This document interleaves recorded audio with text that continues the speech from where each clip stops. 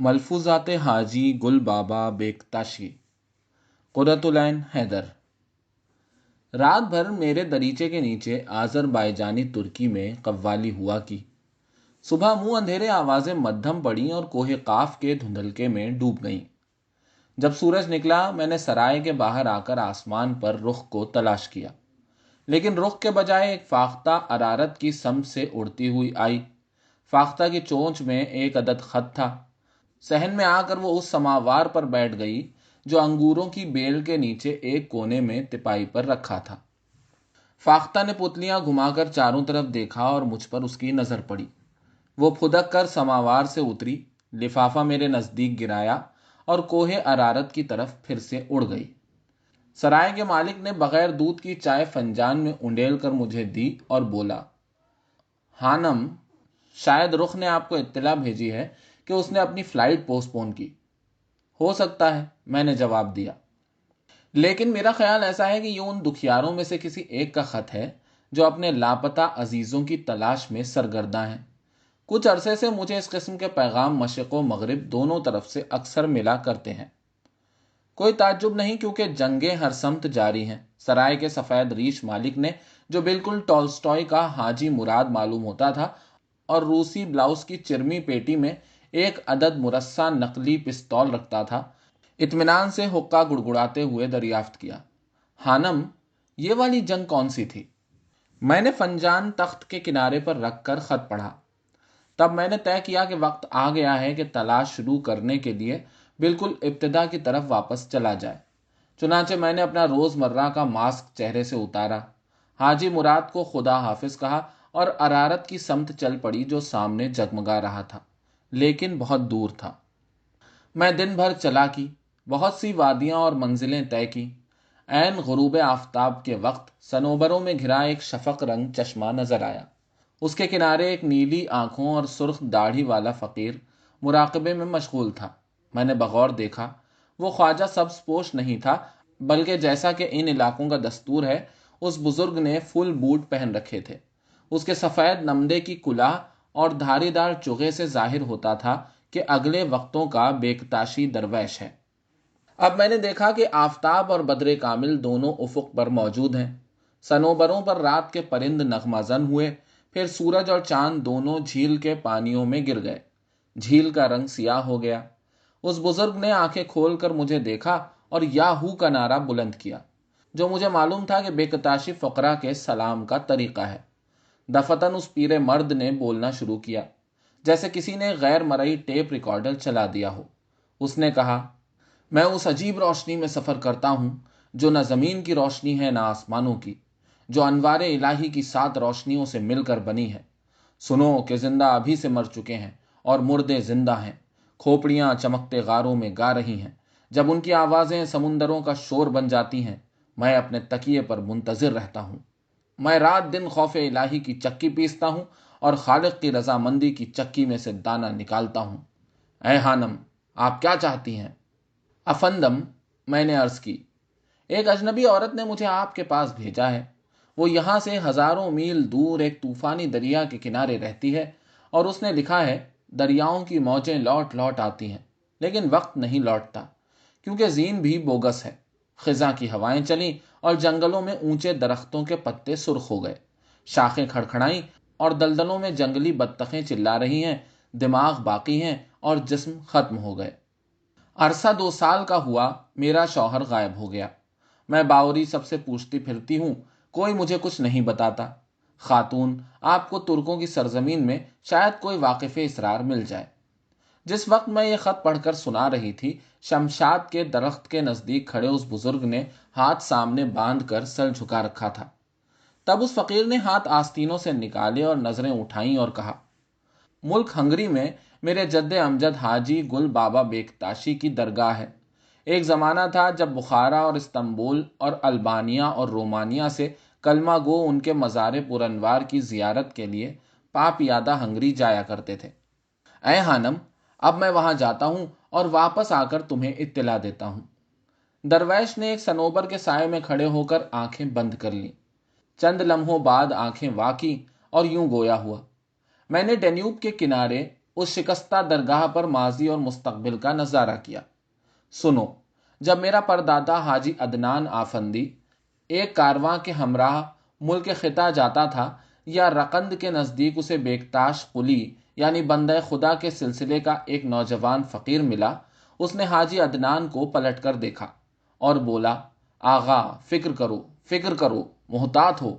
उसके बाद वो शाहराह के किनारे आबाद एक नक्शबंदी खानकाह के दरवाजे में गायब हुआ और उसी लम्हे दूसरी तरफ निकल गया और समरकंद म्यूजियम में दाखिल हो गया। अब वो समरकंद उज़्बक सोशलिस्ट सोवियत रिपब्लिक के अजायब खाने के एक ग्लास केस में खड़ा है और उसकी आंखें कांच की हैं। हानम, मेरे साथ आइए। दरवेश ने अपना आसा संभाला और झुका झुका मेरे साय की मानिंद मेरे आगे आगे चलने लगा। हम झीलदान के किनारे एक तकिए पर पहुंचे। ये तकिया एक चूबी इमारत थी जिसकी छत सुर्ख रंग की थी और चारों तरफ सेब के दरख्त थे।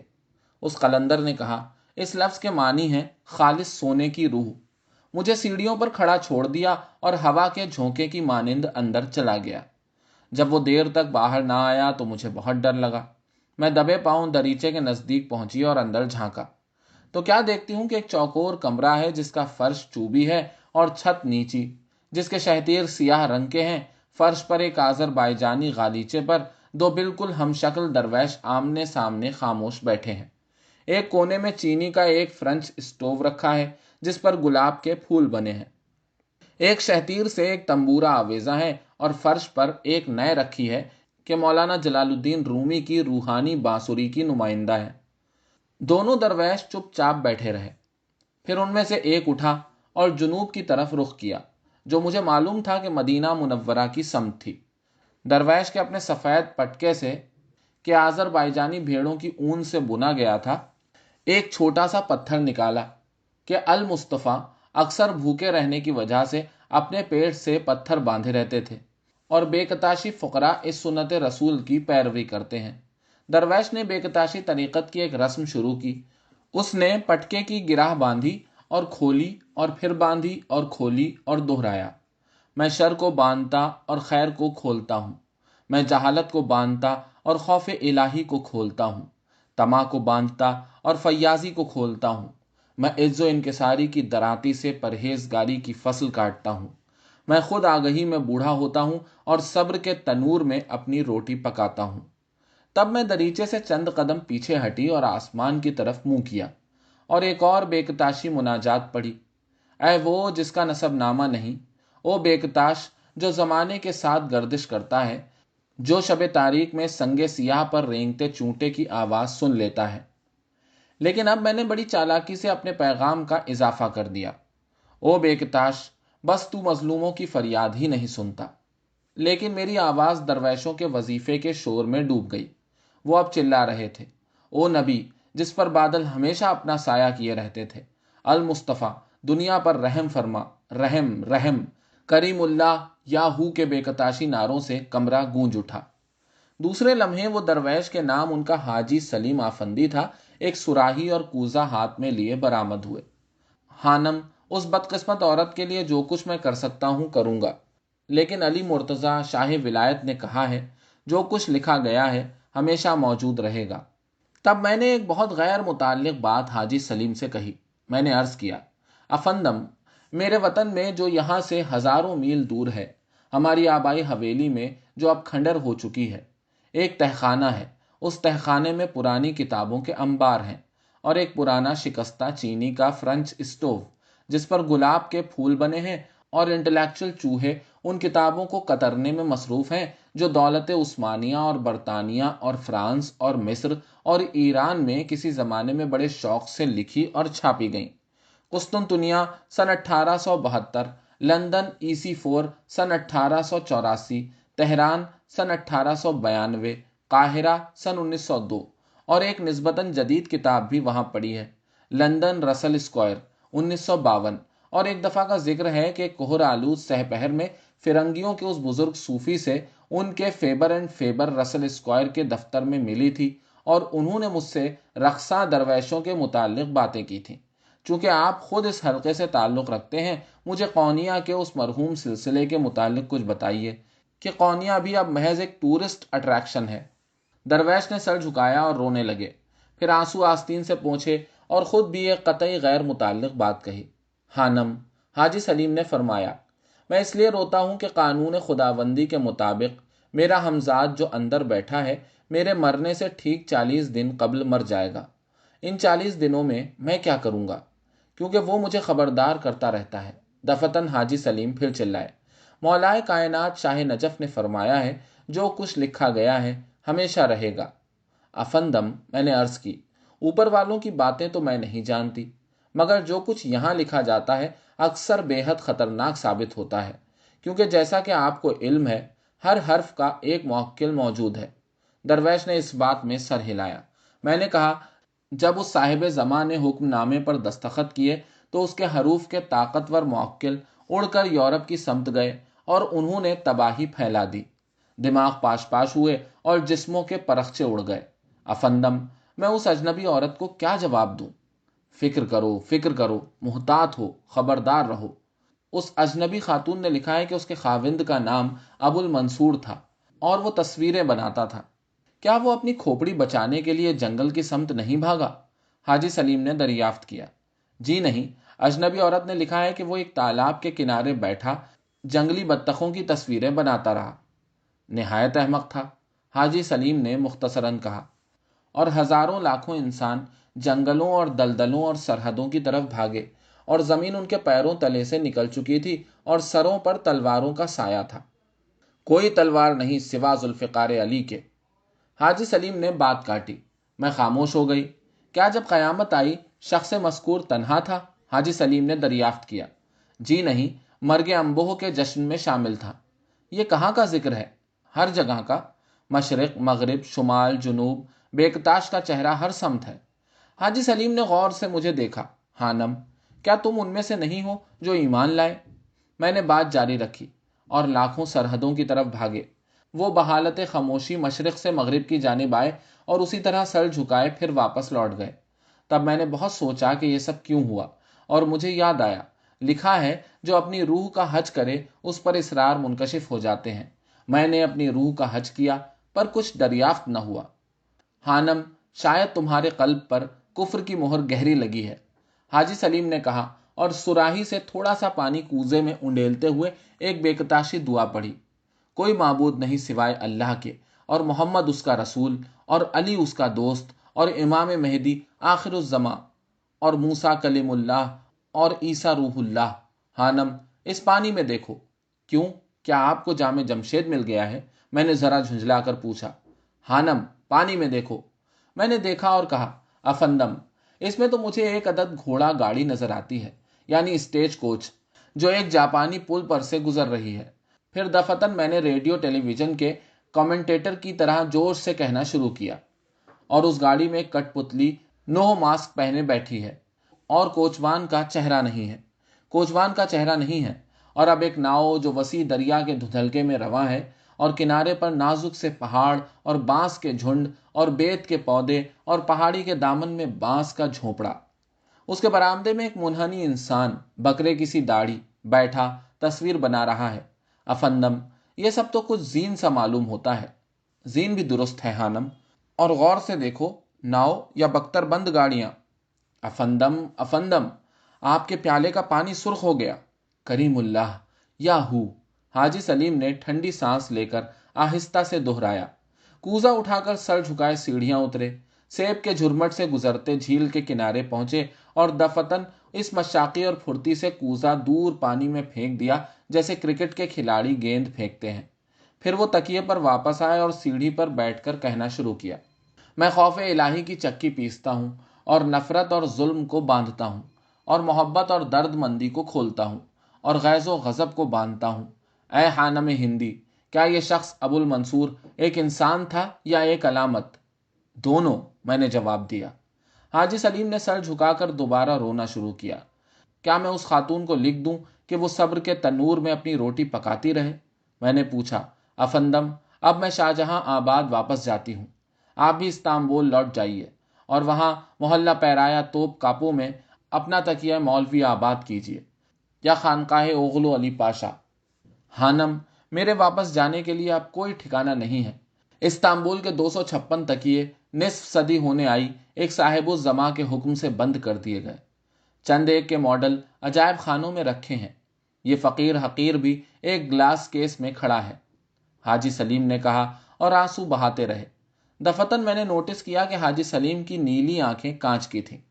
بہرحال افندم، آپ جہاں کہیں بھی واپس جائیں، اس بیکتاش سے کہہ دیجیے گا کہ ساری دنیا میں، مشرق و مغرب، شمال و جنوب میں اس کے قلیوں پر بہت ظلم ہوئے اور ہو رہے ہیں، اور دعا کرتے رہیے۔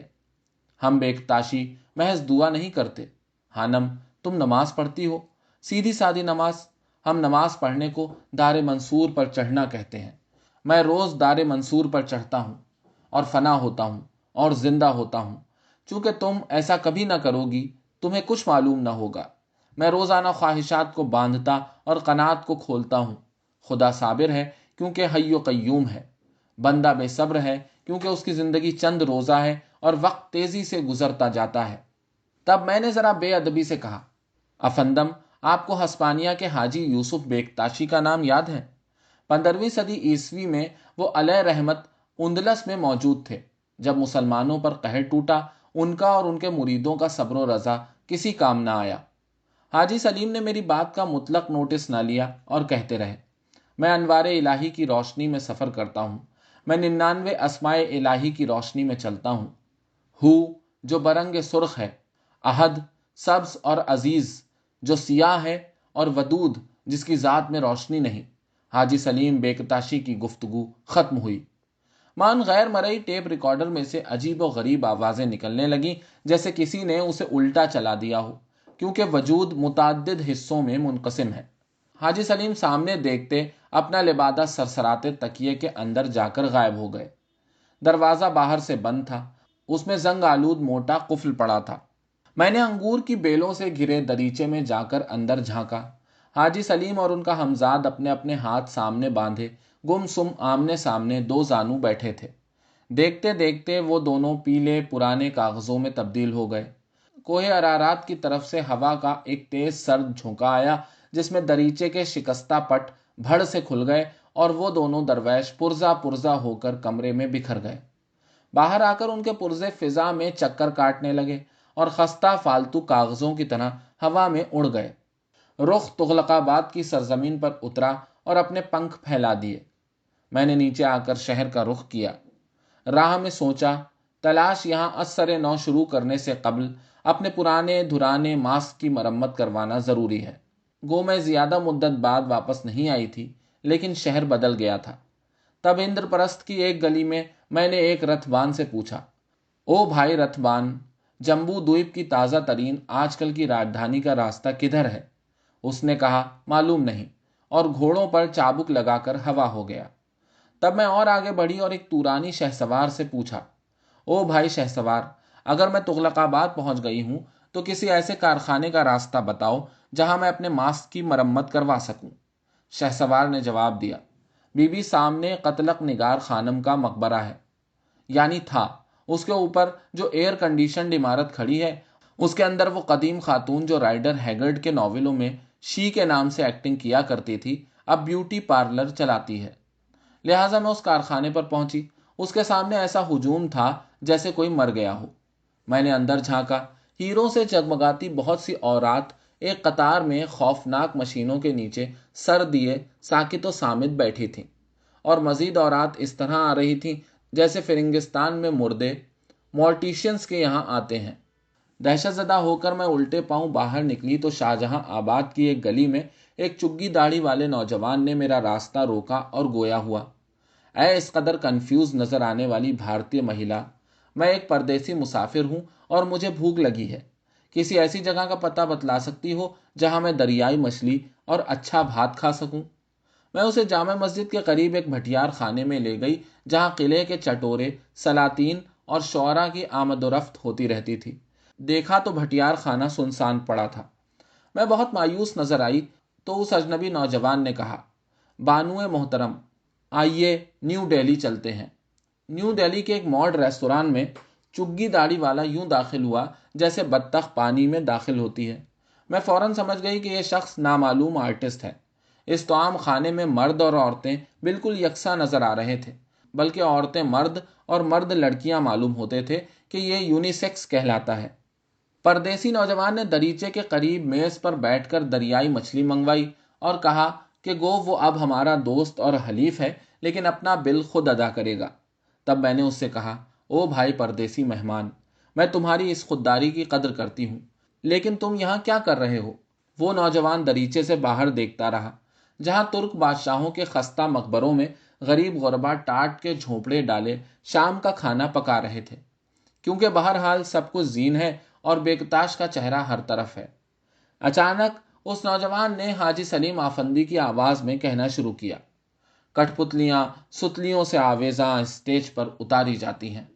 تماشا گر ایک ستلی اوپر کھینچ لیتا ہے، دوسری کٹھ پتلی نیچے اتار دیتا ہے۔ یہ بھی درست ہے، میں نے حاجی سلیم آفندی کی مانند جواب دیا۔ پھر میں نے مستعدی سے اجنبی عورت کا خط پرس میں سے نکالا اور بولا، او بھائی مسافر، زندہ مردوں کے خواب دیکھ رہے ہیں اور مردے زندوں کے، اور تصویروں کی تصویریں باقی ہیں۔ چونکہ تم طوفانی دریاؤں کی سمت سے آئے ہو، ممکن ہے تم نے مصور ابو المنصور کا نام سنا ہو۔ مسافر کھانا کھاتا رہا، کیونکہ کھانا پیدائش اور موت اور ازل اور ابد کے درمیان سب سے بڑی اور اٹل حقیقت ہے۔ گو ہم سے کہا گیا تھا کہ بھوک کو باندھو اور قناعت کو کھولو، تاکہ کچھ لوگ باقی لوگوں سے زیادہ کھا سکیں۔ میں نے پھر دریافت کیا، تم یہاں کاہے کی جستجو میں آئے ہو؟ کیا جستجو ضروری ہے؟ اس نے کہا، میں یہاں نیشنل اسکول آف ڈرامہ میں آپ کی حکومت کے اسکالرشپ پر فن تماشا گری سیکھنے آیا ہوں، جس فن کے آپ لوگ ماہر ہیں۔ کیا تم ان لوگوں کے قبیلے سے ہو جو نقلی چہرے لگا کر یہ ظاہر کرتے ہیں کہ وہ کوئی اور ہیں؟ کیا تمہارے ماں باپ اداکار ہیں؟ میرا باپ جنگلی بطخوں کی تصویریں بناتا تھا۔ کیا اب بھی وہ زندوں میں شامل ہے؟ میں نے بے صبری سے پوچھا۔ تب نوجوان نے اکتا کر کہا، شاید میری ماں نے آپ کو بھی خط لکھا ہے۔ وہ طرح طرح کے لوگوں کو خط لکھ لکھ کر میرے باپ کی کھوج میں مصروف ہیں، اور یہ یقین کرنے کو ہرگز تیار نہیں کہ میرے باپ کو صبح 5 بجے طلوع آفتاب سے قبل مکان سے باہر لے جا کر عالم بالا روانہ کر دیا گیا تھا۔ اس کے بعد اس شخص گمنام نے کھانا ختم کیا، سکون سے خدا حافظ کہا اور ریستوران سے باہر چلا گیا۔ میں نے دریچے میں سے دیکھا، نئی دہلی کی سڑکیں بارش میں بھیگ رہی تھیں۔ اتنے میں دور سے گھوڑے کی ٹاپوں کی آواز آئی اور ایک گھوڑا گاڑی قتلق نگار خانم کے مقبرے کے پیچھے سے نمودار ہوئی اور سنسان سڑک پر سامنے سے گزر گئی۔ اس اسٹیج کوچ کے اندر ایک کٹھ پتلی نوح ماسک لگائے بیٹھی تھی۔ کوچوان نے شوگن عہد کا کیمونو پہن رکھا تھا۔ کوچوان نے پلٹ کر مجھے دیکھا اور اس کا چہرہ نہیں تھا۔ میں نے جلدی سے اپنے ماسک کو چھوا اور مجھے یہ خوفناک احساس ہوا کہ میں یہ محض ظاہر ہی نہیں کرتی کہ میں کوئی اور ہوں، میں واقعی کوئی اور ہوں، اور ایک ایسی نوح تمثیل میں شامل ہوں جو کسی کے سمجھ میں نہیں آتی۔ عزیز من، آج سے 600 برس قبل حاجی گل بابا بیکتاشی علیہ رحمت نے یہ معمہ اپنے مریدوں کے سامنے رکھا تھا، جب وہ نیلے ڈینیوب کے کنارے عثمانی مملکت ہنگری میں اپنی خانقاہ کے اندر بیٹھے حکایات قدیم و جدید کے ذریعے درس دیا کرتے تھے۔ اور اس مقام پر میرا راگ ختم ہوا۔ اے دنیاؤں، اب رخصت ہو اور واپس جاؤ، مولانا جلال الدین رومی نے کہا اور نئے ہاتھ سے رکھ دی۔